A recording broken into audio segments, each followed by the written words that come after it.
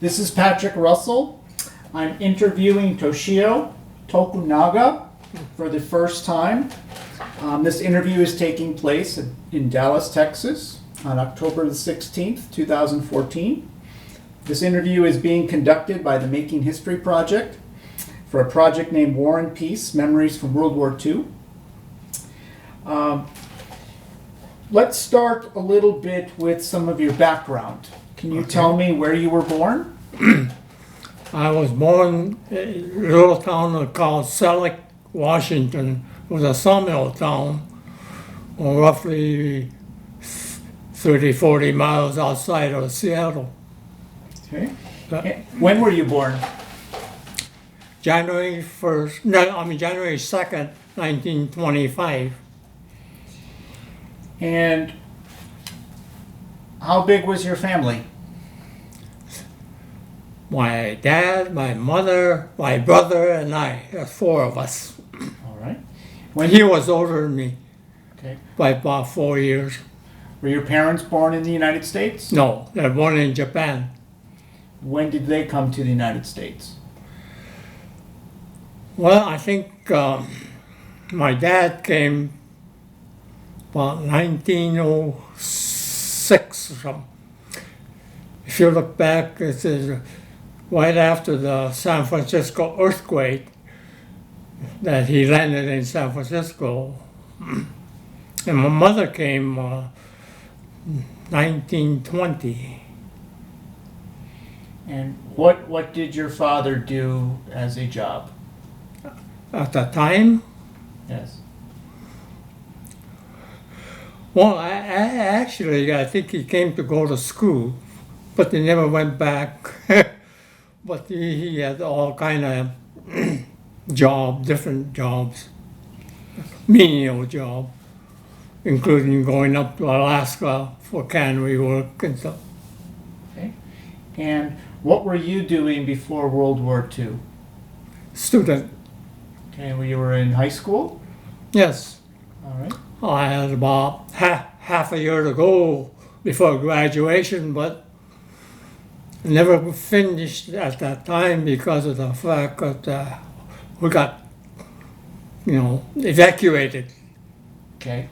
Well, you were telling me a little bit earlier about evacuation. So this is what happened as a result of Pearl Harbor. Right. Okay, so tell me what happened for you and your family during the evacuation. We were living in Seattle, just like any other family. And what happened? Did somebody just come and knock on your door one day, or what happened? Oh, what happened was after President Roosevelt signed, that evacuation order, what was that? I forgot the exact number, 90066. Then it was posted on all the telephone poles throughout the area. Well, I think we had 2 weeks before we had to leave. And exactly do you remember what the notice said? No, I can't tell you exactly what. All right. And in your neighborhood, did you live in a neighborhood with other Japanese Americans? Oh, yes.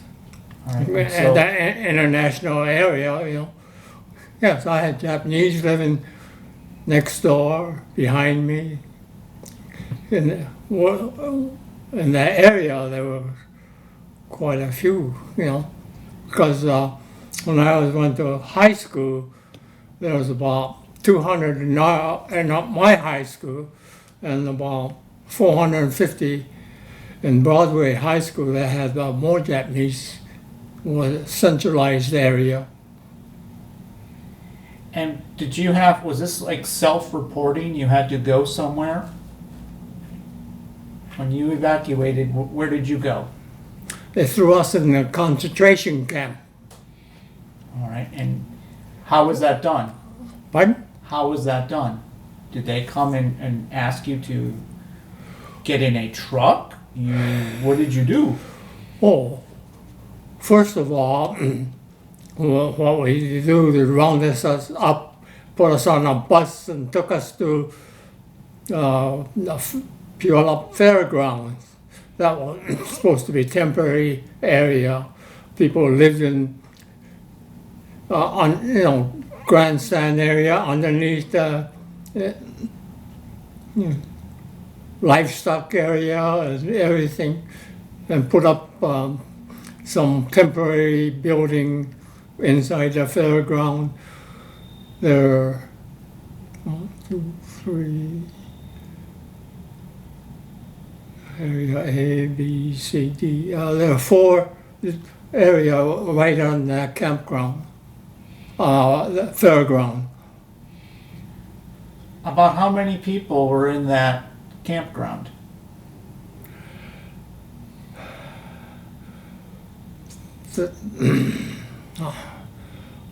I don't know in the area, so many thousand.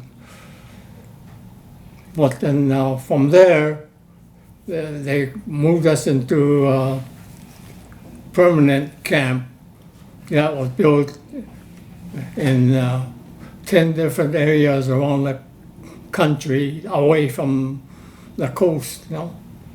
We were put in a camp in Idaho, out in the desert. They put up temporary building. So they were supposed to be temporary, but it was permanent. They called it When this happened, what month was it when you had to go to the first temporary campground?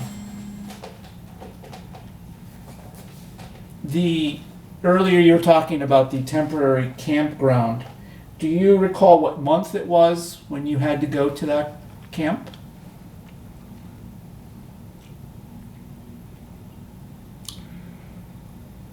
Not exactly. Was it in the winter? But I was in my senior year in high school, and it must have been, I don't know exactly. Was it cold though in the winter? Pardon? Was it cold in the winter? Oh no, No? it was spring, around March or April, somewhere there. Okay. From there, they then took you to Idaho. Right. All right, and you missed your senior year of high school, at least half of it. All right. Did you had friends in high school? Oh yes. All right. Now, where were you? I'm going to go back now a little bit. Where were you on the day of Pearl Harbor? Do you remember what you were doing? Yeah, I was in a movie. You were in Watching a movie theater. All right. I remember that. Okay. What was your reaction when you heard this happen? Well, the first thing I realized something was wrong was on the screen, movie screen, it said, all military personnel report back to the base immediately. And that kept coming on the screen, several times. And at that time, didn't think anything over till we got out of the theater and realized something was wrong because they were selling extra newspaper. In those days, newspapers could just stand in a corner yelling, read war extra, you've seen that. Mm-hmm. And what city was this where you were when this happened? I was in Seattle. Seattle, okay. And so it was that night, or this was during the day? When did you learn about it first? Well, after I went home, then told me about Pearl Harbor because the radio was blasting all that news all day long. Okay. And Did you notice people treating you any differently that day or the following day? Well, immediately,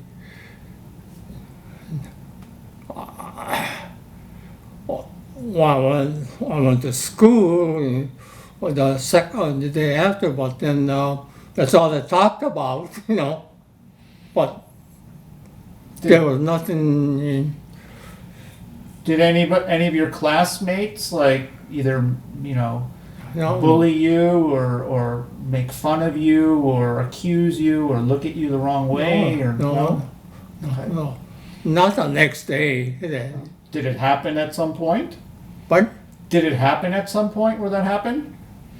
no, nothing was that. Maybe a little later, they start, discriminating against us. Okay, tell me a little bit more.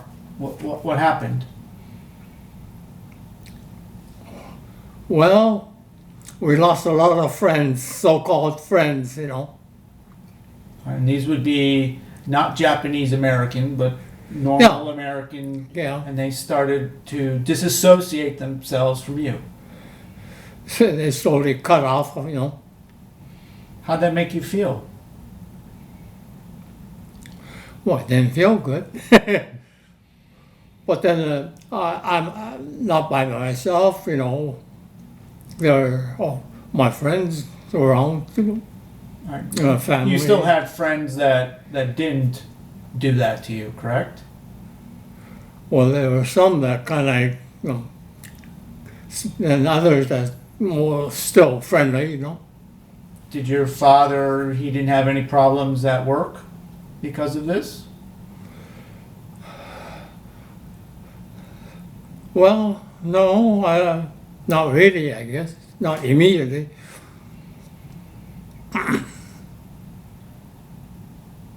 And then a couple months later, then the evacuation order came, right?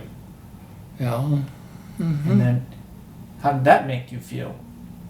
I mean, you've been in the country your whole life. You were born here. I mean, that had to disappoint you, no? It wasn't anything pleasant. Oh. When you were shipped to Idaho, and what could you do in Idaho? I mean, your father lost his job, I would imagine, right? Oh, yeah. Well, when I was in Puyallup, they asked for volunteers to go to some camp. What's that? Well, I was in a work group, a bunch of young guys work. Then we decided to volunteer to go. And actually, we didn't know exactly where we were headed. A lot of people thought we might be headed for some camp in California, but we ended up in Idaho. There was one train later of us. A train. They put you on a train to go there?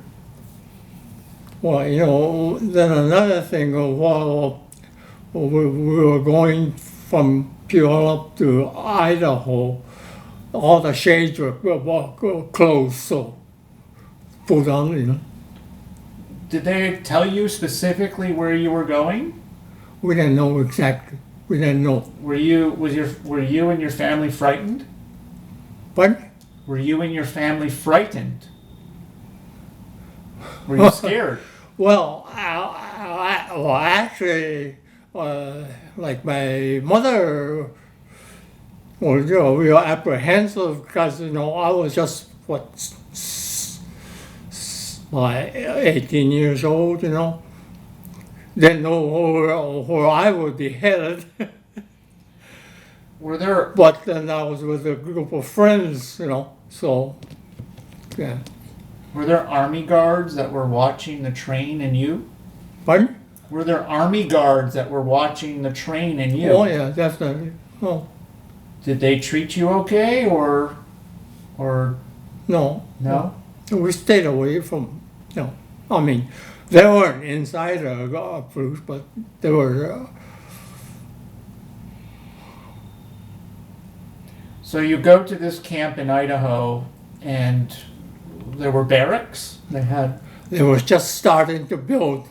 So where did you sleep the first night? Oh, inside the barrack. Okay. Temporary building, bedding and stuff, You weren't free to leave, though, right? Pardon? You were not free to leave. You had to stay there. Oh, yeah. Did they have a fence around it? Oh, yeah. They had temporary fence all around the barbed wire fence, guard tower. With a guard tower? Guard tower with soldiers manning the machine gun. And everybody was a Japanese-American citizen, right? All Japanese, regardless whether they were born in Japan or born in the United States. So I think there were more second generation. That's me, What did they tell you while you were in the camp? In terms of how long you would be there or anything? What did they say to you? Nobody knew. Nobody knew how long the war was going to last or anything. So as far as you know, you could be there for years. Right, they were. And people lost their jobs, and did they lose their house? Yeah. They posted on the notice, it says, what you can carry. So a couple of suitcases apiece, maybe, It wasn't as bad for us because we were almost all adults anyway, four of us. But then there were families with little kids, just newborn baby and everything. They had it much rougher. What was life like in the camp? You mean assembly center, they called it, where we were in the well, one thing about camp life is everybody ate in the same mess hall. And in the shower room, everybody had a shower room, And they had outdoor lavatory, So, The bathroom was outside. but The bathroom was outside. yes, What was the weather like in Idaho? Doesn't it get kind of cold there? it got to 20 degrees below zero That's in the cold. winter time, and summer was hot. God, it was middle of the desert, And so you were in the middle of nowhere, in the middle of a desert. middle of nowhere. Where they built that. Were you able to stay with your family? Everybody stayed according to their family groups? Yeah. How long were you there? I was there for,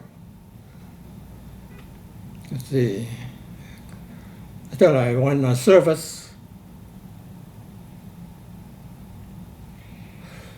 How did you get involved in the service? I got drafted. So while you're in a camp, Oh, yeah. they drafted you to be in the U.S. Army, Right? and you had to leave your parents behind? But, You had to leave your parents behind. oh, yeah. So while you went to go fight in a war, your parents were stuck in a camp. Right? Did that make you feel a certain way? Well, we went because we had to prove that we were as good citizens as anybody else. And one way was to go off to war.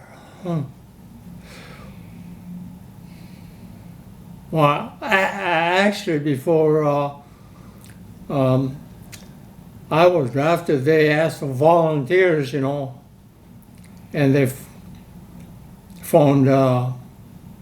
You probably heard of 442nd. Okay. See, at that time I was still young, when they first volunteered. And You were too young to go at that point. well, I wasn't too young to go, but actually I was 18, 17. I turned 18 in camp, and then I registered for draft.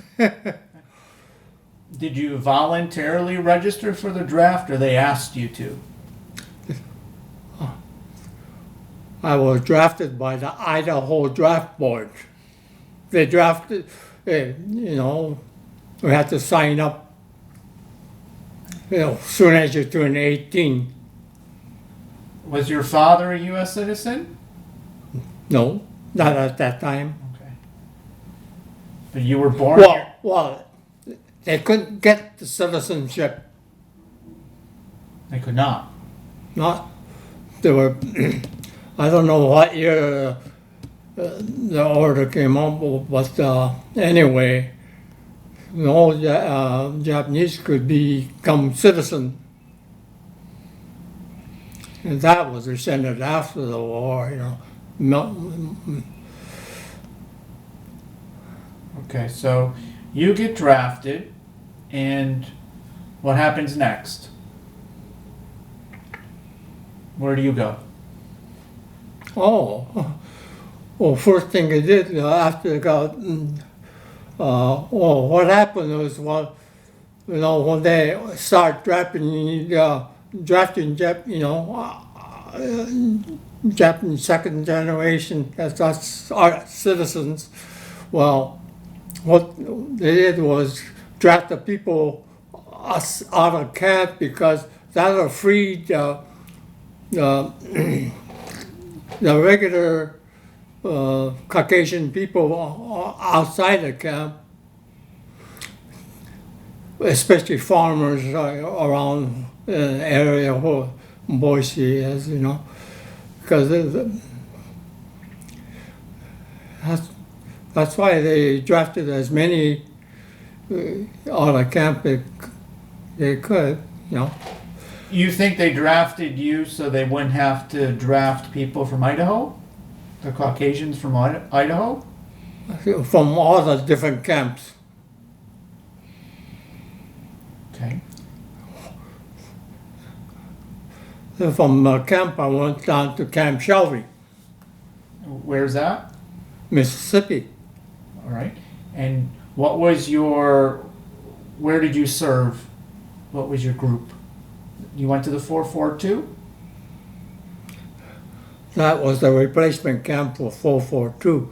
Actually, the 442 was already over in Europe. All right. So,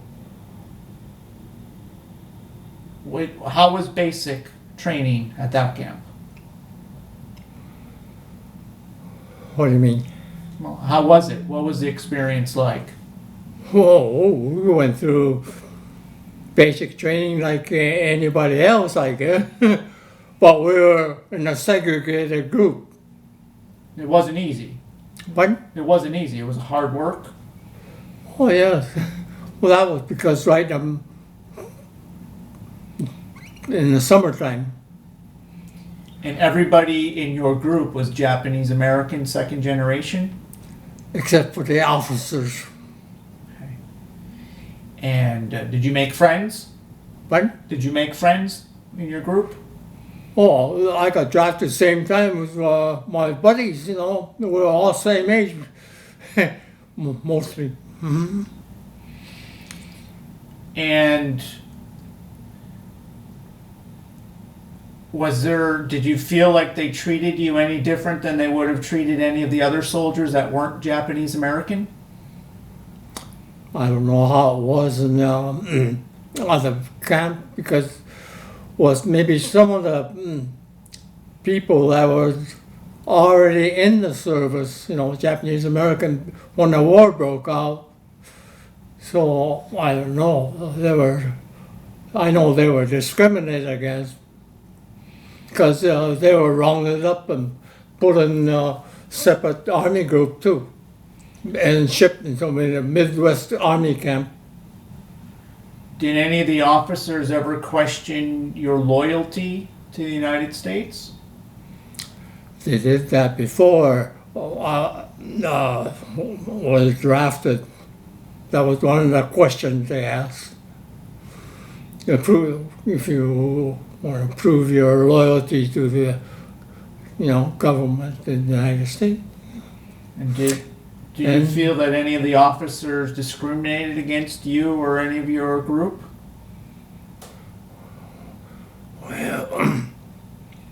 Well, the officers are Caucasian. Well, I don't know. I understand maybe some of them wasn't exactly happy to be in charge of. At the time, there were, as far as I know, there were a lot of propaganda posters and cartoons in the newspapers. Do you recall that? Oh yeah. Before we went to camp, or even in camp, I imagine. And they were derogatory, correct? Yes, definitely. Did you see any of those while in your basic training? What was that again? Did you see any of those type of propaganda posters or cartoons or newspaper things while training?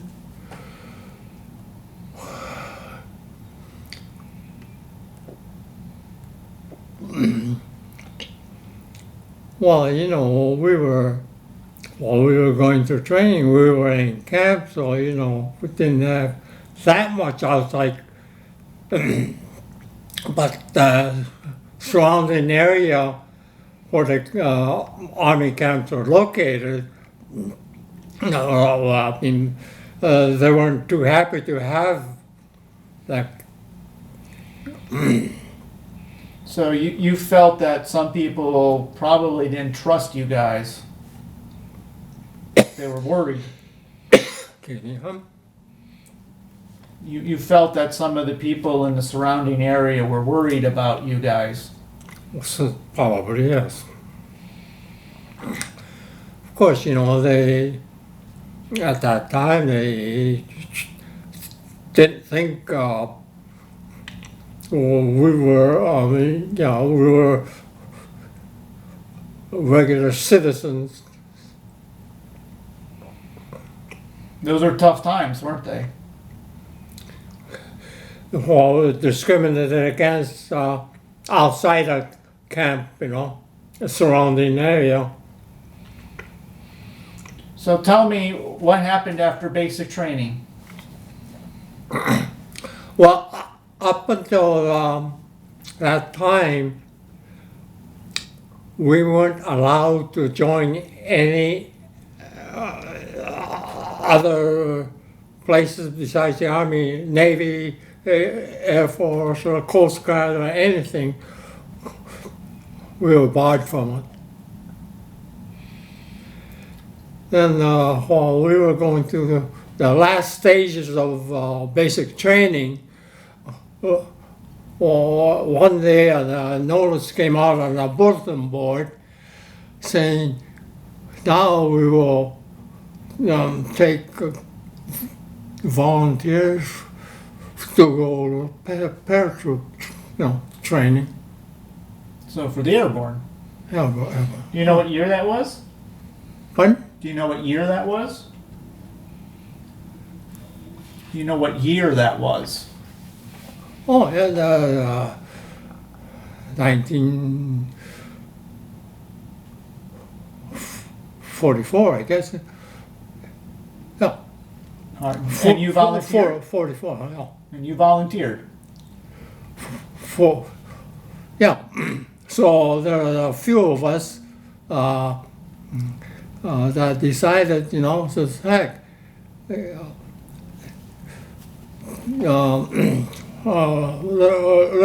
let's go to the paratroops, just to prove that we're just as good as they are. So there was a group of, I don't know, maybe 8 or 10 of us from the camp, Shelby, that volunteered to go. And you got selected? I volunteered to go. All right. And where did you go for parachute school? Fort Benning. All right. And when you got there, were you still segregated? Or did you fall in with the rest of the airborne? We fell in with the rest, one thing, when we got there, immediately after, the first thing they did, they fall out, all the recruits fell out, and there were a few, there was a sergeant in charge or something, made a speech saying that,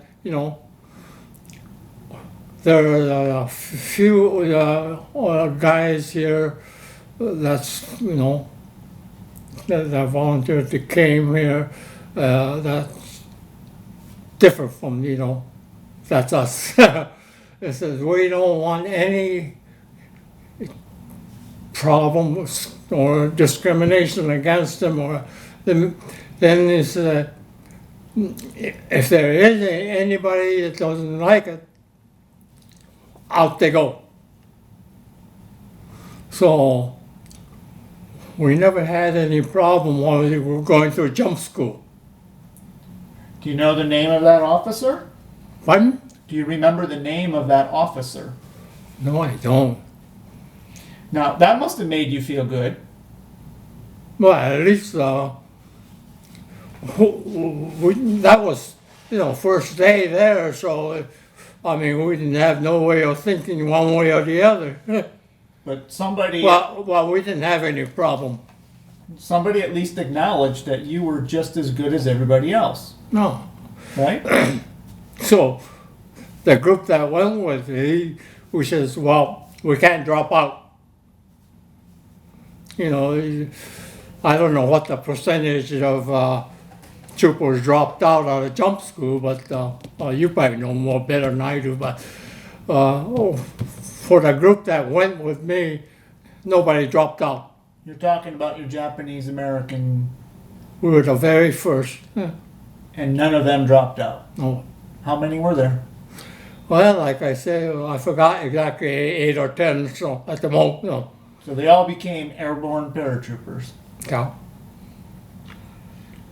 What did you do from Fort Benning? What happened next? We got on a ship and went overseas. Before we hop on that ship. Pardon? Before we hop on that ship, tell me, how was paratrooper school? Was it hard? Well, we came out of Camp Shelby, basic training, so that was, I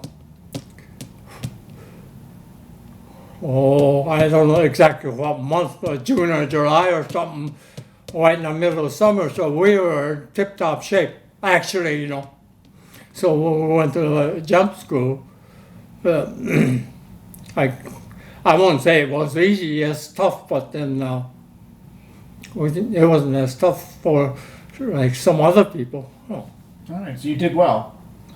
All right, so you hop on a ship, and where do you go? We hopped on the Queen Elizabeth, along with so many thousands of other troops.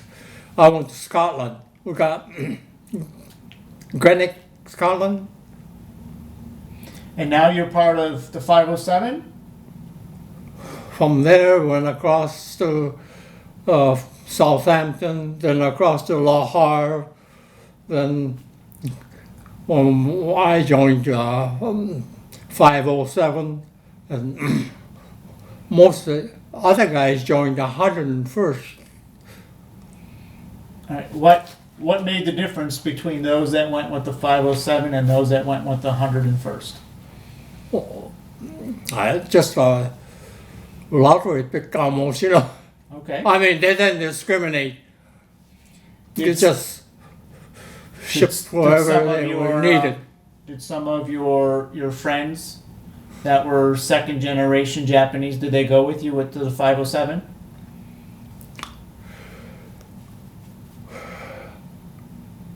Well, I really don't know. I don't. They might have been one. What was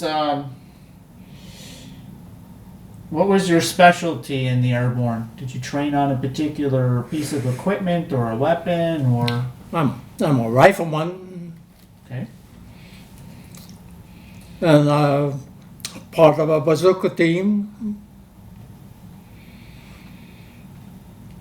And did you participate in any invasions or combat? Operation Varsity over the Rhine. Was that your first participation? Yes. All right. And tell me a little bit about that. What happened? Oh. After we jumped, I stayed with them until VE Day. We're the front line, you know. All right. But what is Operation Varsity? So you jump into the Rhine, right? Right. This is towards the end of the war. So this is the first operation, airborne operation into Germany, right? Right. All right. And was that a tough thing to do?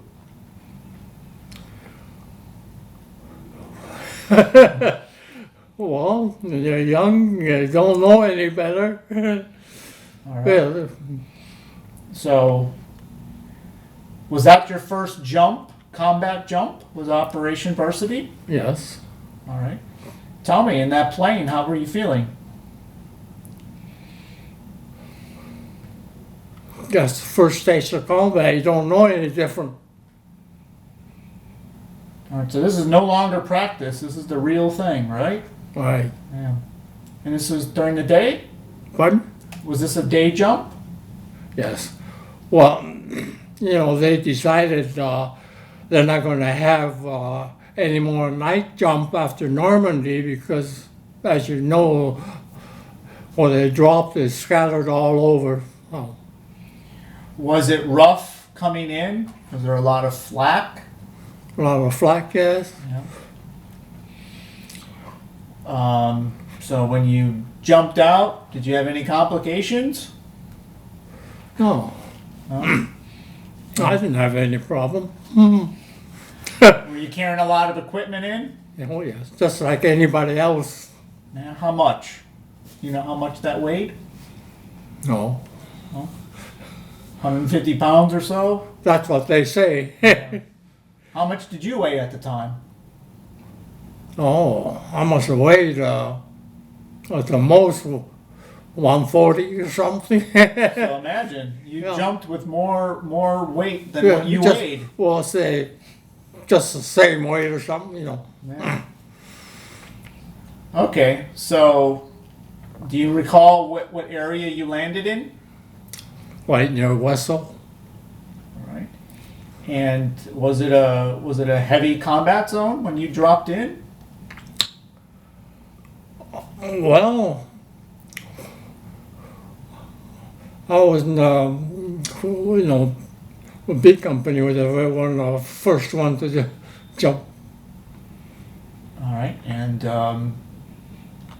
But then depends on where you were.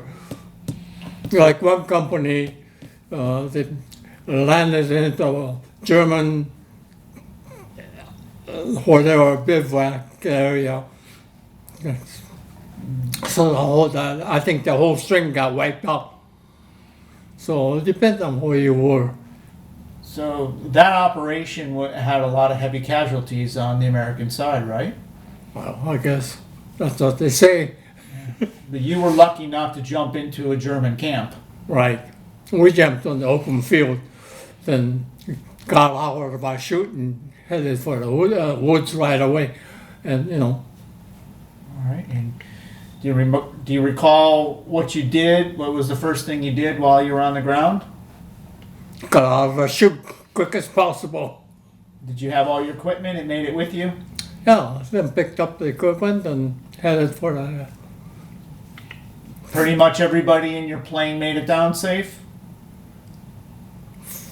yeah. What happened next? Well,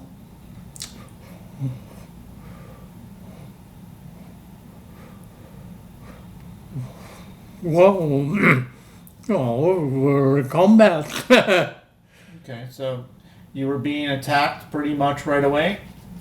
The Germans were coming Yeah. hot down on you? Yeah. Oh.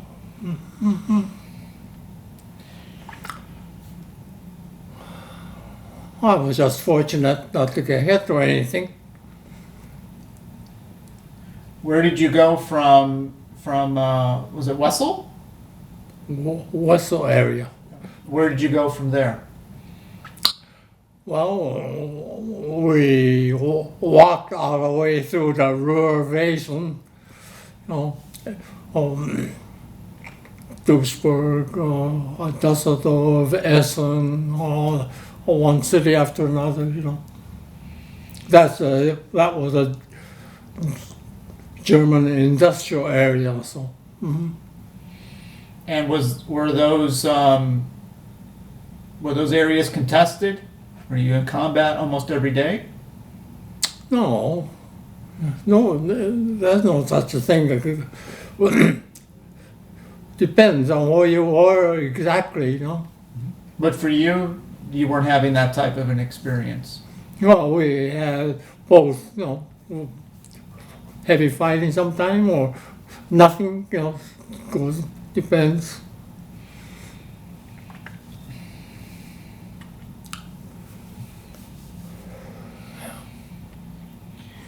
Were you ever injured? No, not Good. fortunate. Good for you. Okay. Well, I say I ran so fast and dug so deep that I was able to escape. Okay. Yeah, I just was lucky. But not everybody was lucky. No. I've lost friends, you know. Did you receive any awards while you were on your campaign? No. No. Did you have any interactions with any Germans while you were there? What do you mean by that? Well, did you What? talk to any of the German Is citizens? this after the war? No, during. Huh? During.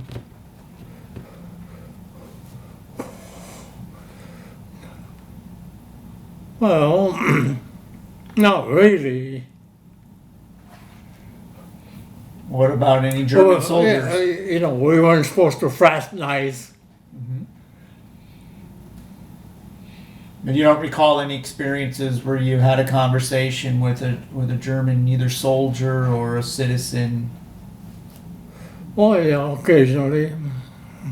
Do you recall what they said to you? No, I don't remember exactly, you know.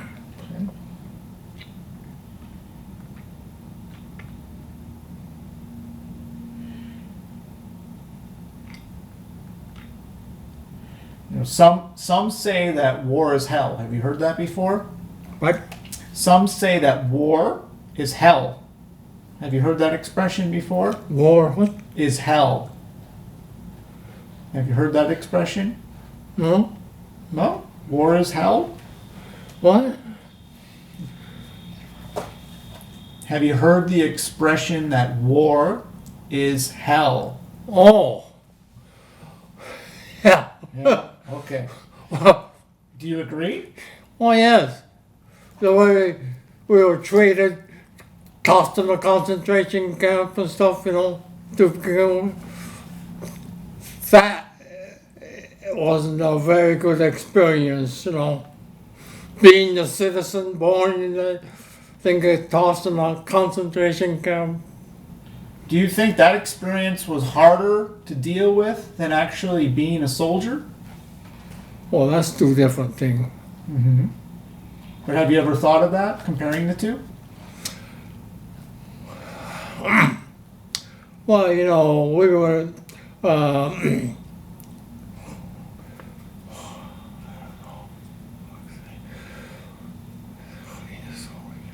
Well, being a soldier, you wanted to prove we were good as anybody, you know. And you did that, though, right?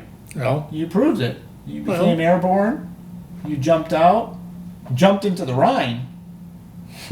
That's not easy. And you made it all the way without a scratch. You know? I was lucky. Yeah. Did you see anything during your combat that, in other words, where war is hell, besides the camp experience, but the actual either evil or something that was really disturbing to you, where you said, this is just not good stuff?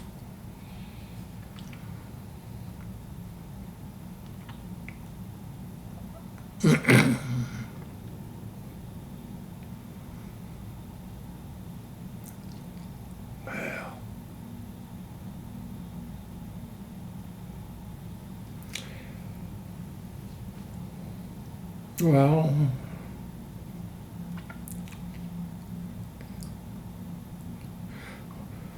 watching people get killed is not a very good experience.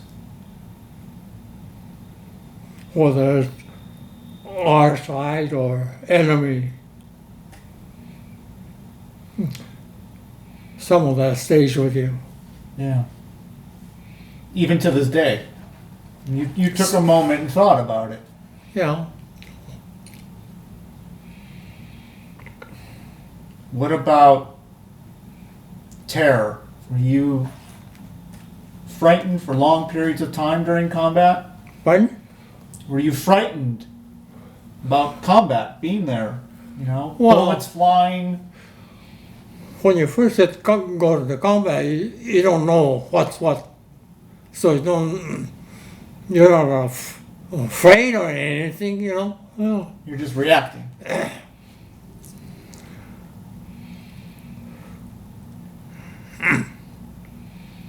What about, did your feeling change as you became more seasoned? So as you're there longer and been in combat longer, did you feel any differently? Or was it just more of the same? no, it changes. How so? Well, when you first jump, you don't know what to expect. But as you go along, you start thinking, or you know what's going to happen, or think, you know.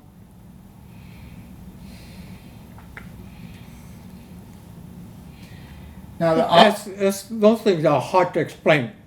yeah, that's what I'm trying to, so that when people watch your interview in the future, the idea is to try to convey that so they can feel it, they can touch it, they can kind of understand. I know we haven't been there, but we're trying our best. And if there's a way you can describe that, or do you think you just have to be there to do it? Yeah, you have to be there. Have you talked to, you have children? Oh,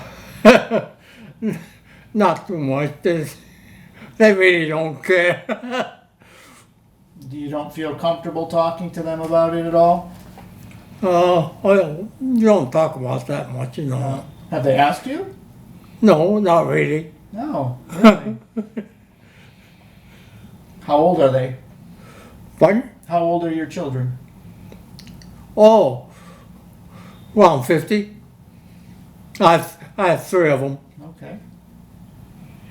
Now, the opposite of war being hell is peace. Did you ever experience times during war where somebody was nice to you, or you saw an act of kindness at all?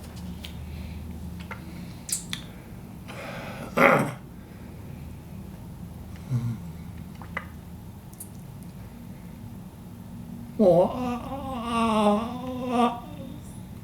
I don't exactly understand what you. Well, were there ever times where maybe a citizen or a civilian came up and said, you know, thank you, and gave you, I've heard before, giving you an apple or a rose or give you a kiss on the cheek, or somebody would help a fallen soldier and they didn't have to? Well, you know, we were in Germany. Mm-hmm. Yeah. Maybe if you were earlier in other countries like France, Belgium, or something, the people will think that way. But German people won't think that way for against the enemy. Mm-hmm. I don't think you would either. Okay, so you didn't see any of that? No. All right. What about your fellow soldiers? Do you see any of your fellow soldiers ever go out of their way to help somebody or do something really nice for somebody? You know, a nice act. You mean you're talking about fellow soldiers? Mm-hmm. Oh, yeah, try to be nice. What would be your most memorable event from the war? What pops out about it?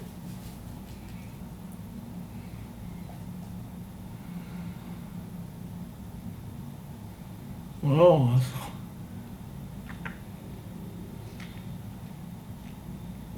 it's hard to say.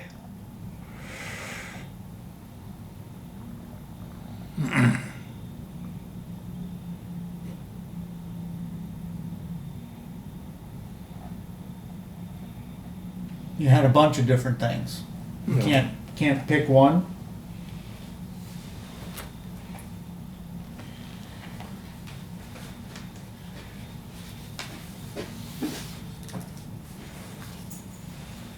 From your experience during the war, is there anything that you took back home in terms of something that bothered you?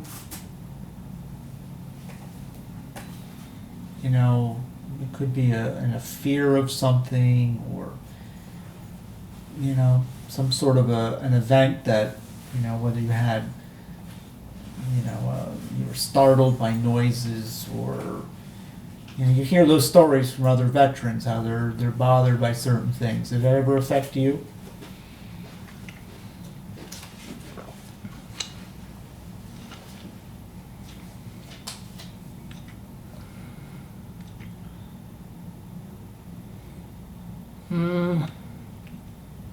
I don't know.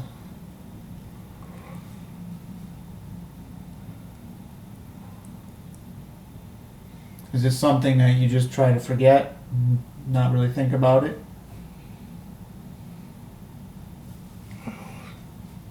You think about some of the buddies that never came back.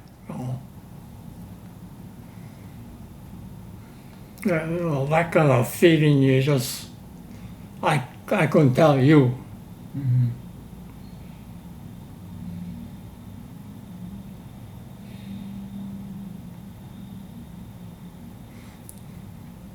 You know, it's hard to put it in words, you know.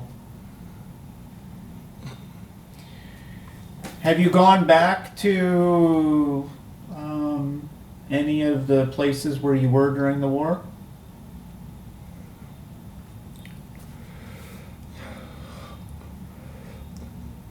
No, not really.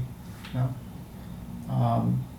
Do you get together with your old buddies from the war from time to time?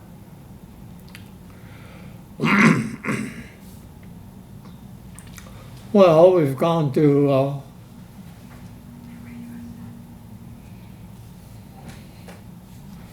you mean besides these reunions? Well, tell me a little bit about the reunions that you go to. Well,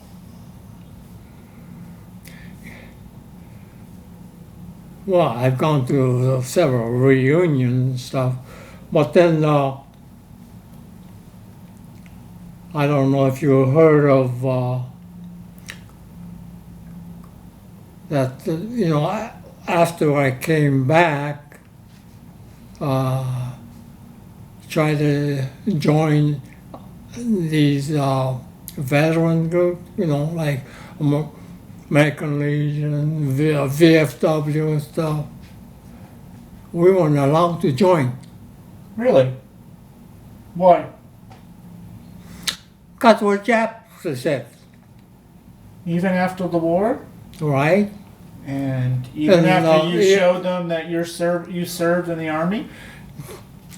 When Senator Inoue, him, Yes. he decorated, stopped in Oakland on the way home to Hawaii. He walked into a barber shop. They won't even do it. Wait on him. So you came Well, back. I had a friend that wanted to join disabled veterans group, and he had lost his leg. No dice, they won't let him in. So, different areas, like in Seattle, we formed our own Nisei veterans group. So you still, even after the war and serving your country, going through a concentration camp, fighting, you come back home and you still had to be segregated. Right. They wouldn't let you into a normal VFW No. and form your own group. That must have made you mad. Yeah. Yeah? No. Yeah, that's why we formed our own veteran group, and we still have it today.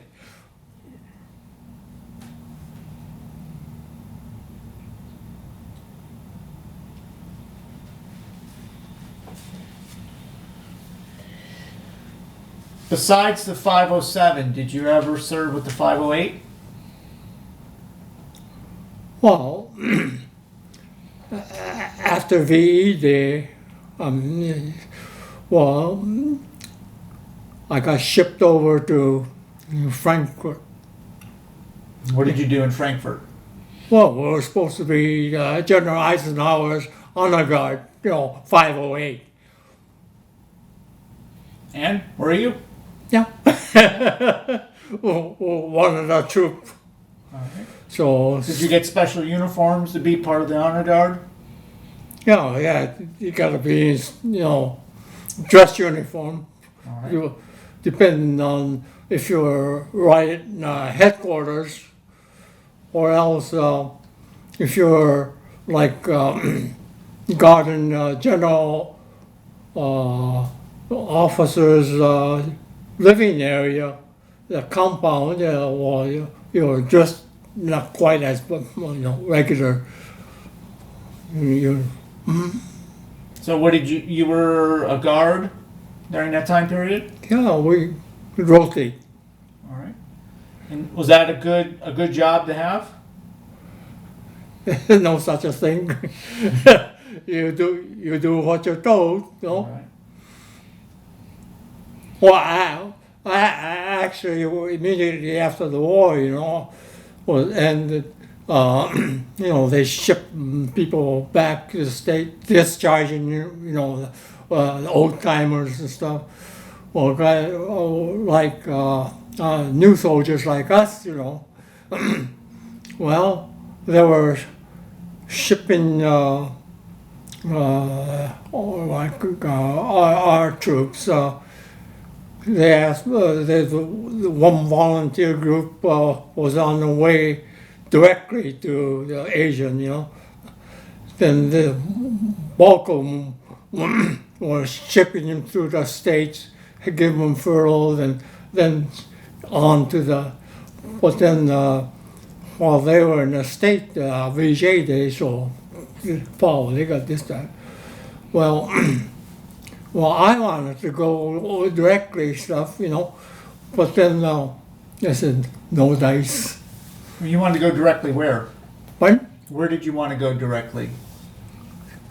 Back home? No, I wanted to go to Asia. You wanted to go to the Pacific? But they said no. Japanese, I said no. Why did you want to go? Prove my loyalty. That's pure thinking. After all that you've done, you still felt like you had to prove your loyalty?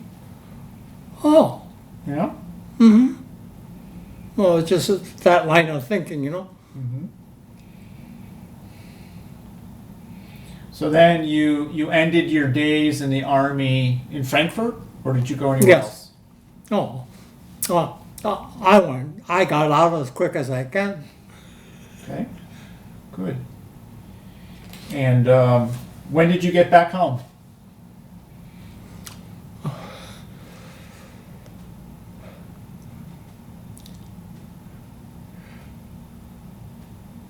I think it was Memorial Day, and I hit New York Harbor. You saw the Statue of Liberty? Hell, Man. What did you think when you saw that? oh, went back, got shipped across the country on a troop train, and got discharged in Fort Lewis.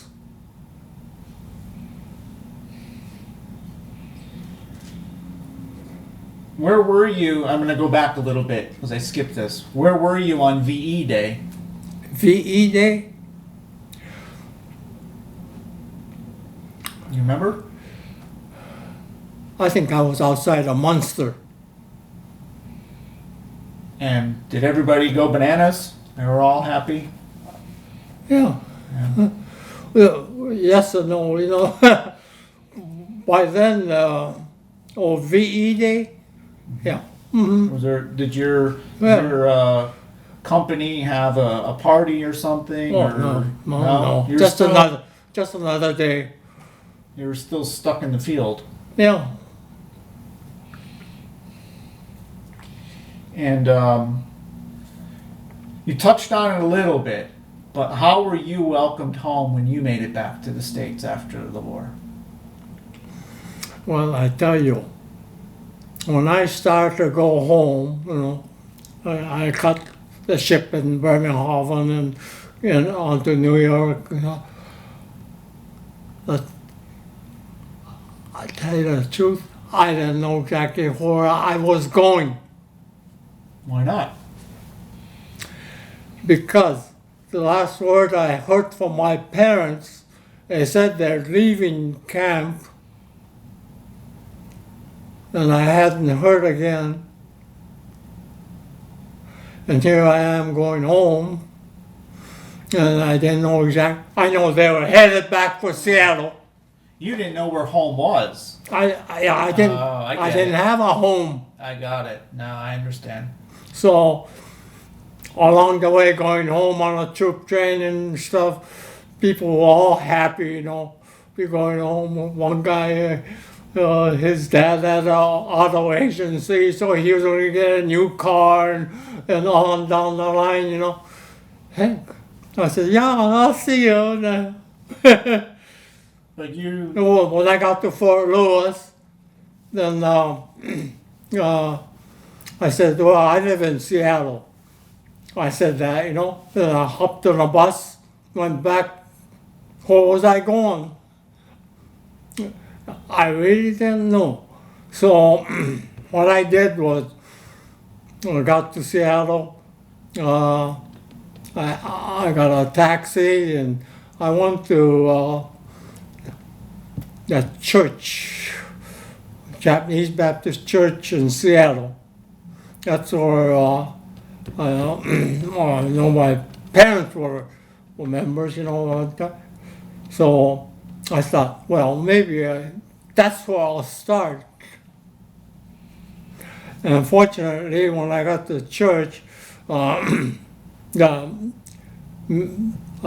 minister was there next door, where he lived, and he knew where my parents were. That was good. So I picked up my duffel bag, and he just took me down about a mile away, half a mile, and to where my parents were. When I got there, my mother was at home, at the apartment. When you're on the bus going to Seattle,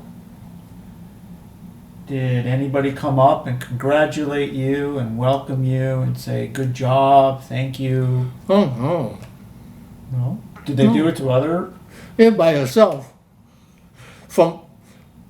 You were by yourself? No. Well, the last one I got, the guys I was with, he got off at Tacoma. He went home, and then I was on the bus going to Seattle by myself. Well, tell me, when you're with your buddies and you're all going home, you got your uniform on, right? Mm-hmm. You guys just won the war. You're all heroes. Weren't people coming up and saying thank you and hooray? No, this was by the time I got ready to go home, they didn't have all that stuff going on, So you came home too late. Huh? All the celebration was over by the time you got home? Yeah, more or less. And even if they felt that way, they look upon you as a Jap, You could feel that. Oh yeah.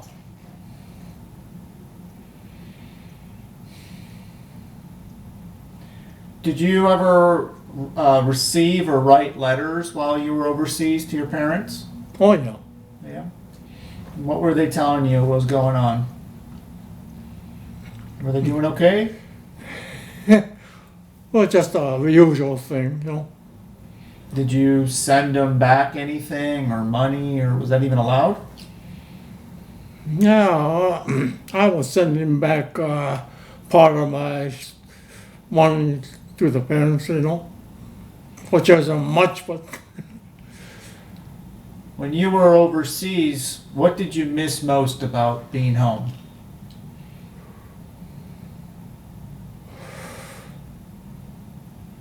what I missed the most about Apple pie? What did you miss? Actually, I didn't think about home because I don't have a home. All right. Because You were more my parents were still in camp. so you were more worried than anything. Pardon? You were more worried than anything. No, not about that. Oh yeah, I just wondered where they're going to be. And last I heard that they were headed for Seattle. So you were too busy to miss apple pie.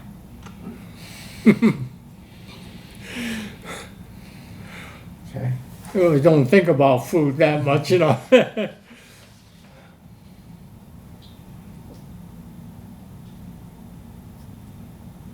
Have you stayed in contact with any of your friends from the service? Pardon? Have you stayed in contact with any of your friends from the service? Well, I used to go to the reunion and talk to them and that stuff.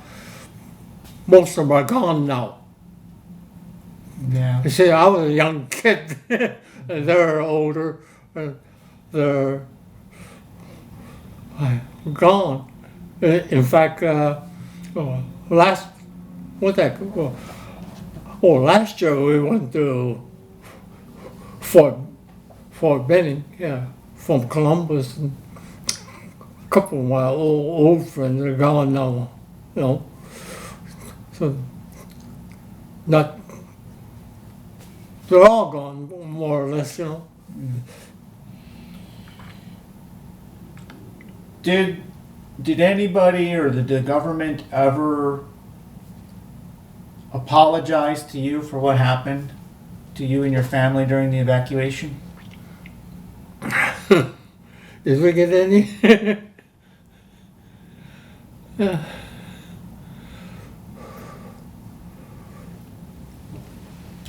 Well, I don't know who was the president at that time. Might have been Reagan, huh? They gave $20,000. Oh, I don't know what you call it. And were you, But, you know, that's a drop in a bucket, what they did to you. when you were before the evacuation, did your parents own their home? No, we were renting. Okay. So you came back and you ended up going to a church and then you found your parents. And then you decided to still stay in Seattle. Oh, You yeah. started over. I never thought about moving out of there. And Well, besides, I had an older brother. okay. What did he do during the war? The same thing I did. He was when the war ended. He told me he ended up in Czechoslovakia. He was with an armored outfit. But he went in after I did anyway. So they got stuck in all different units.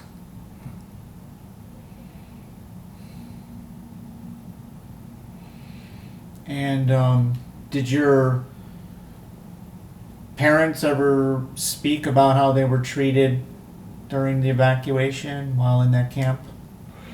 Well, they weren't happy. And nobody was. Did they ever become citizens? Pardon? Did your parents ever become citizens? Yeah, my dad did. Yeah. My mother started on it, but she gave up. Yeah, my dad studied for it, you know.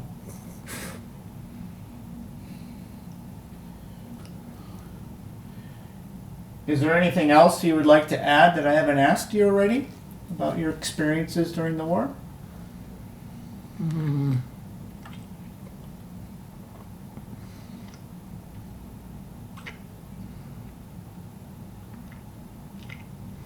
Well, actually, I hope another group as a whole will be treated like we were. You hope that doesn't happen again. Yeah. What did you do after the war?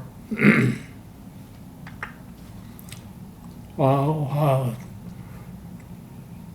I should have gone to school, but I didn't. But then, no, I was a landscape gardener. Okay. I had my own company, you know. And that's what you did for up until you retired? Pardon? That's what you did until you retired? Yes.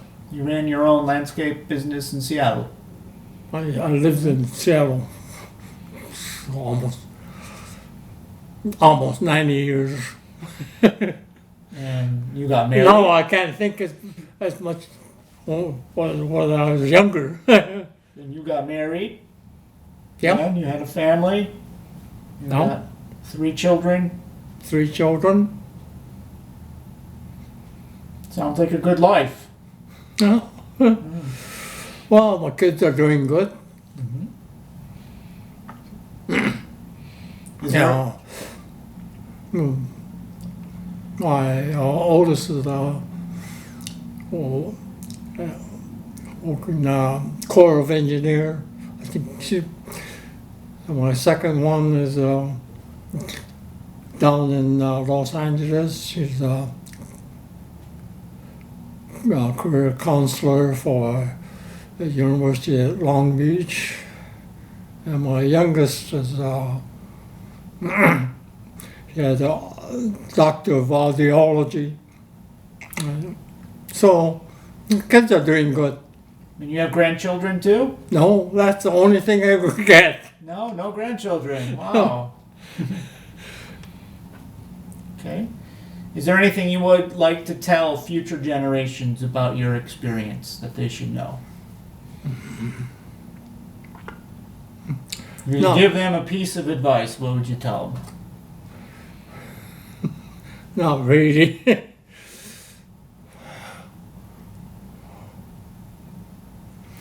Well,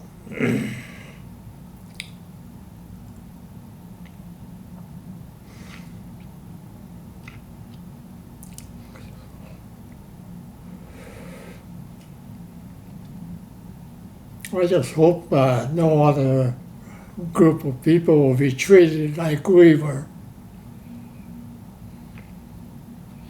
Me too. Sometimes you think, even in the present days, you find different groups being, I won't say mistreated or anything, but they're meaning that sometimes. It makes me think, oh no, I hope it doesn't happen. Yeah. I think we can all learn from that experience. So we don't do that again. Well, I would like to thank you for sitting down and talking with me and telling me your story. And I'd like to thank you for your service and everything that you've done for our country. It's not different, just like anybody else's story. No, it's different. But thank you. Thank you for your service.